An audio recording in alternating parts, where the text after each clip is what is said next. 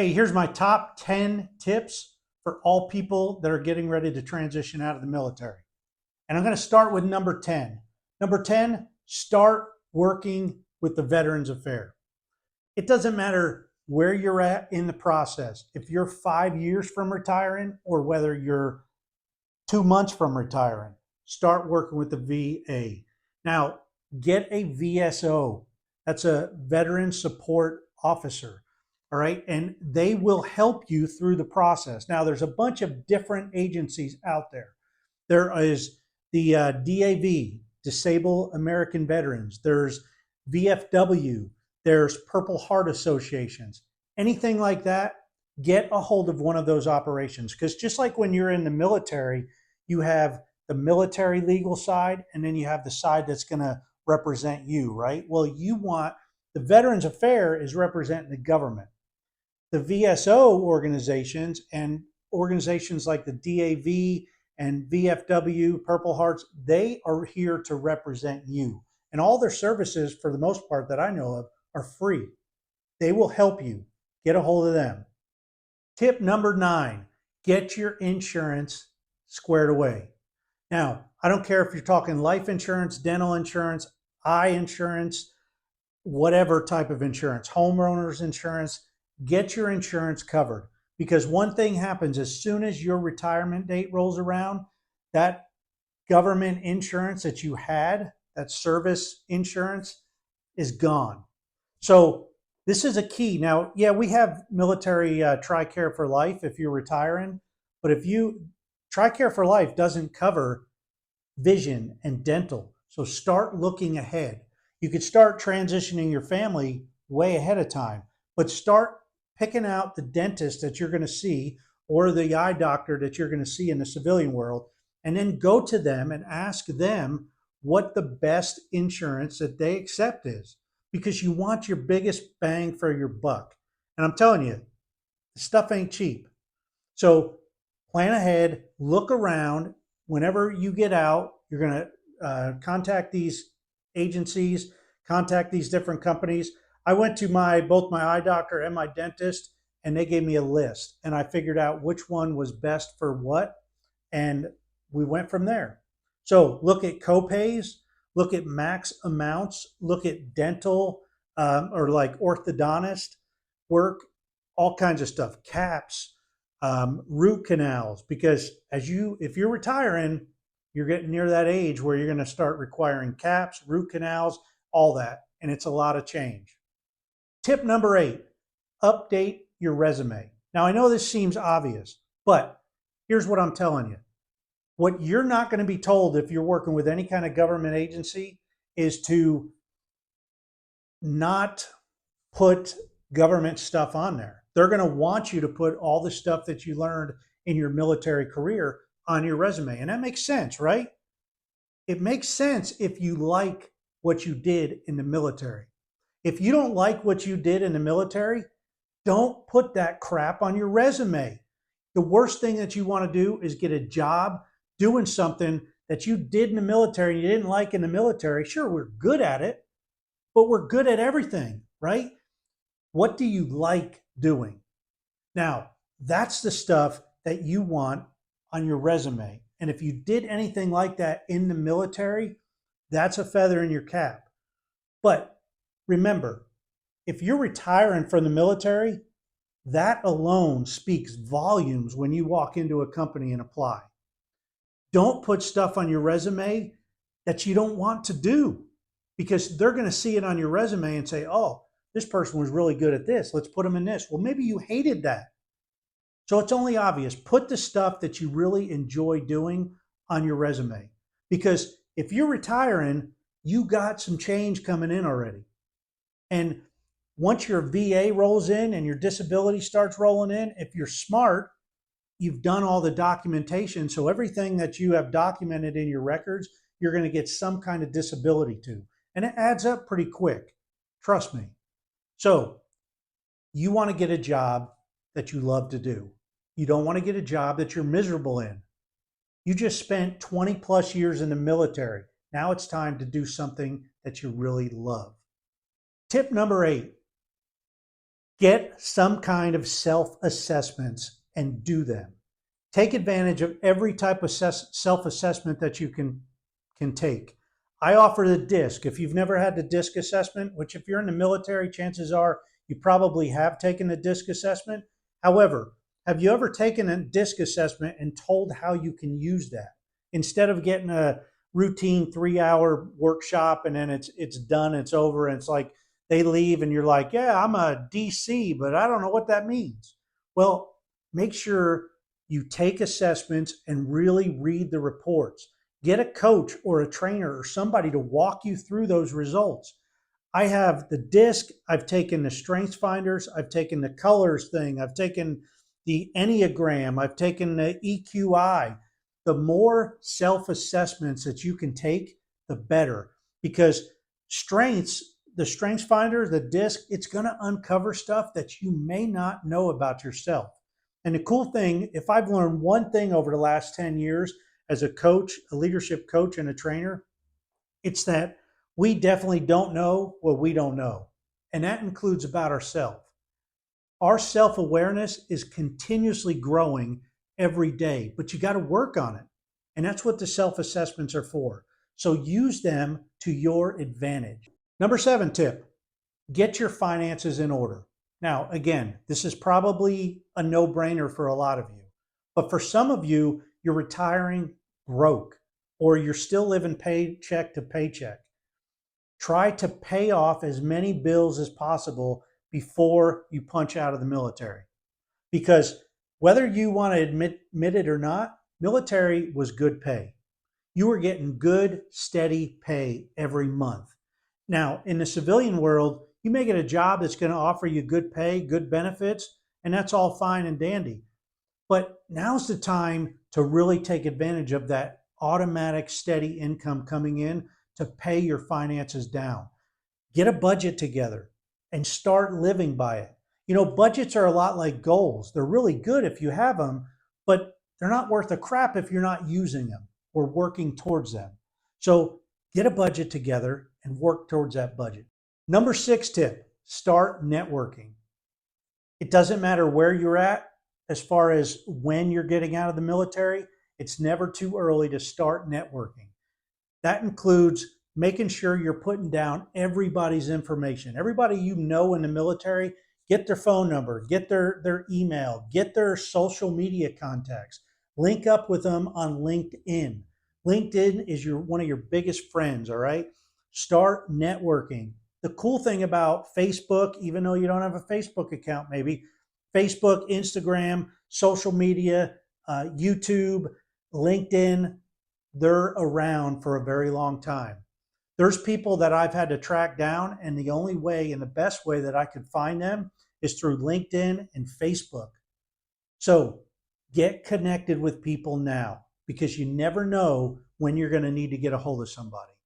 And the better network that you have established, the better. When you go out and try to get a job, did you know if you know somebody in that job or in that company and they're willing to put in a good word for you, that you have a 70% better chance of getting a job with that organization than you did if you didn't know somebody.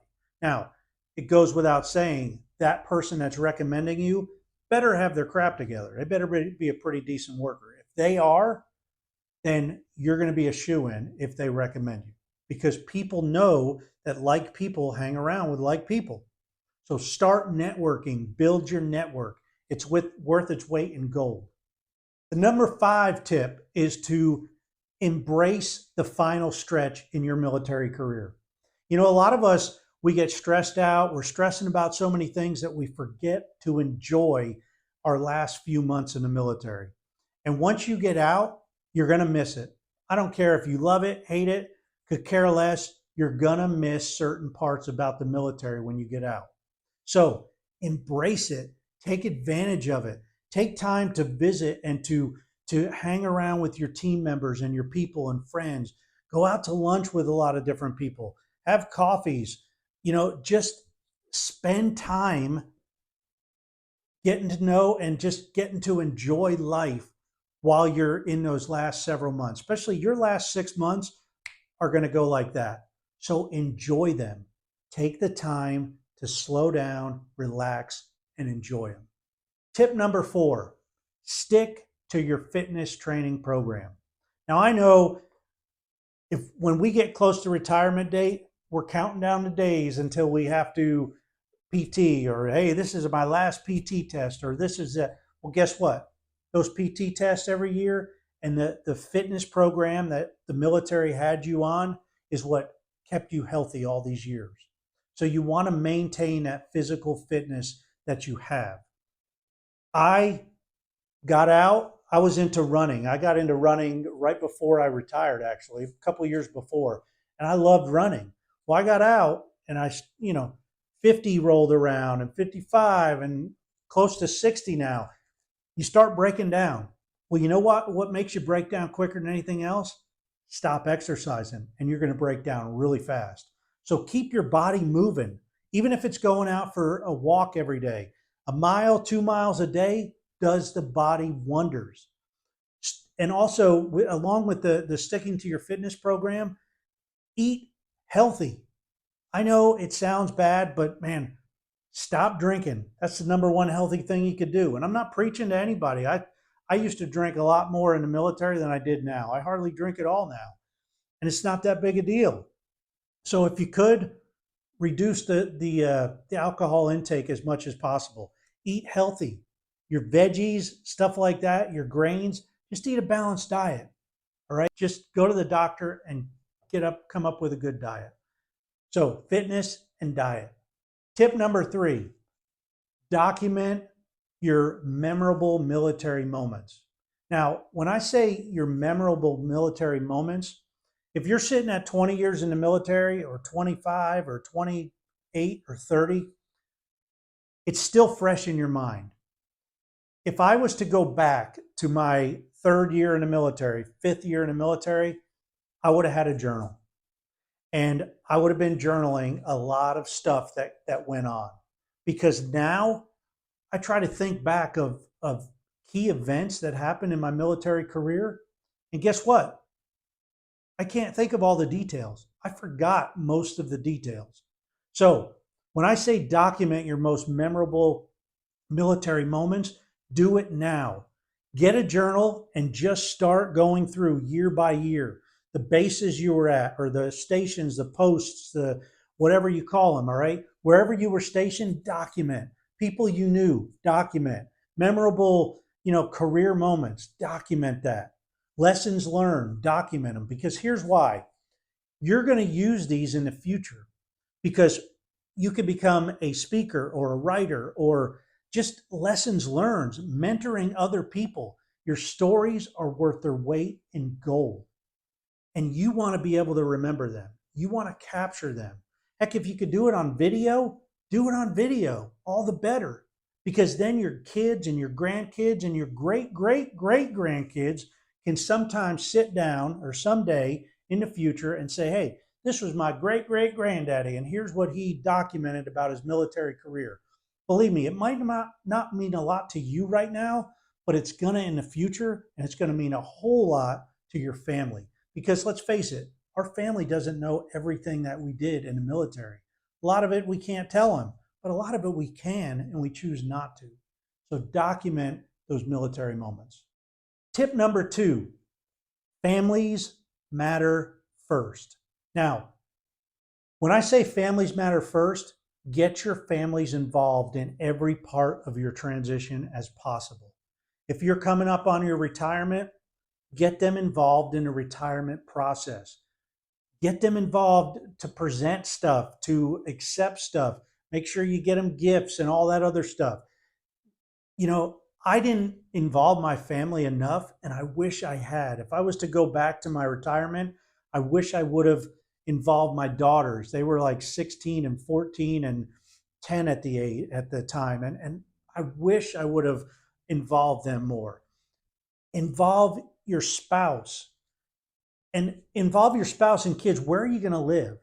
Get them involved. They have a say. It's just as much their life as it is yours. And they've been supporting you for a very long time. So now it's time to get them involved. And it's stuff that we don't think about, maybe like my wife and I might have sat down and said, hey, do we want to live here? Do we want to live there? Well, we involved our kids.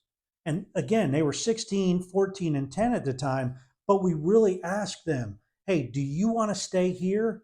Do you want to move closer to grandma and grandpa? Do you want to move here? Do you want to move? We gave them choices and they wanted to stay here because they begged us. They're like, please don't make us move again, because they had kind of roots growing here. We'd been here like 8 years, I think, when I retired, and they wanted to stay here. So get your family involved. And I don't care if it's anything with, terminal leave, vacation time, where you're going to live, the schools they're going to go to, what kind of house do they want to live in, what kind of climate, what kind of sports or in community engagement do they want to get into. Get them involved. Ask a lot of questions. You won't go wrong if you get your family involved. And the number one tip for transitioning out of the military is plan ahead. Now, I know that sounds really ridiculous, and if you've been listening to this long, just hear me out on this. When I say plan ahead, there's a lot that goes on to transitioning that we never really think about. We go through the TAP training, we get people that mentor us. Get a mentor outside the military. It could be a civilian, it could be a veteran. Get a mentor that lives in the area where you want to retire. Start picking their brain. Start asking them all kinds of questions about, schools, jobs, living expenses, what's the cost of living there? All of this kind of stuff goes into planning ahead. But also there's so much more. Retirement pay, your disability pay, the taxes in the state that you're going to live in. Do they have military retirement pay? Is it tax-free in that state? There's so many states out there that are tax-free. There's also a lot of states that give veterans benefits. Some states give a little bit, and there's some states that give a lot. So research the states and don't just rely on Googling what's the best state to retire in. Do your homework. Go to certain states. If you know people that live in those states, ask them questions. Call the state military.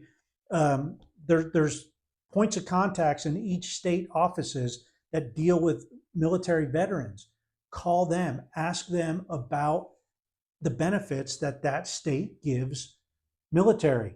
Here in Arkansas, I don't have to pay for my vehicle registrations are $3 a year.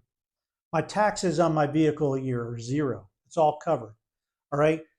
I have free hunting, fishing license.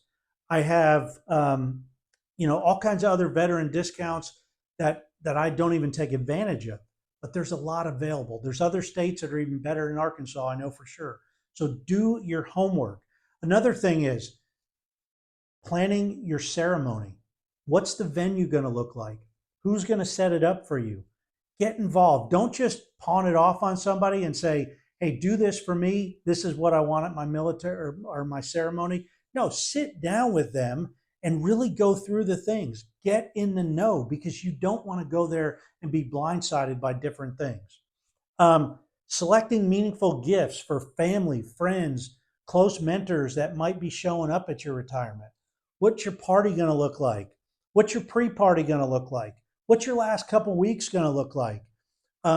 Invitations, what are they going to look like? Who are you going to send invitations to? The official retirement date, do you have it nailed down? Do you have your leave and all that worked out?